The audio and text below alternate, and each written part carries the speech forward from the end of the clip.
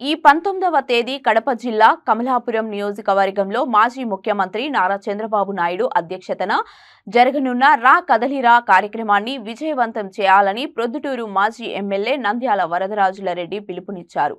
ఈ సందర్భంగా స్థానిక అభ్యాస్ జూనియర్ కళాశాలలో పలువురు టీడీపీ నాయకులు, వరద అభిమానులు, ముఖ్య కార్యకర్తలతో ఆయన సమావేశం ఏర్పాటు చేసి వారి అభిప్రాయాలను తెలుసుకొని చర్చించారు. 7,000 మంది నాయకులు, కార్యకర్తలతో సభకు వెళ్లనున్నట్లు వెల్లడి.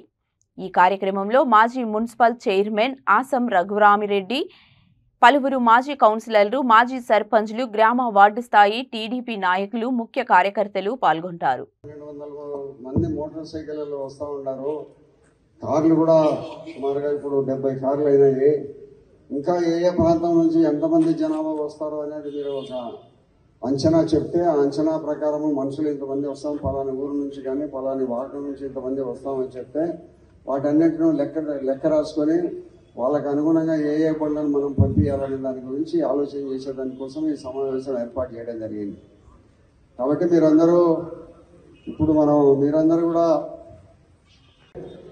ఇప్పుడు ప్రొద్దుటూరు నుంచి ఇప్పుడు ఇన్ఛార్జిగానే ప్రవీణ్ కుమార్ రెడ్డికి కూడా ఆయన మనుషులు తీసుకుంటున్నారు.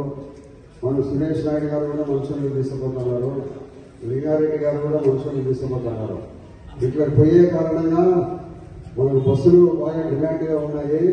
లారీలు పెట్టినా పర్వాలేదనే వాళ్ళందరూ ఎవరన్నా ఉండేటట్టుంటే ఆ అభిప్రాయం కూడా చెప్పండి. ఎందుకంటే అన్ని బస్సులే కావాలంటే మనకు దొరికే పరిస్థితులు లేదు. ఎందుకంటే రాత్రిలో హైదరాబాద్ పోయి దాదాపు ఇప్పటికీ 36 వార్డులు అయిపోయి చేసినాం.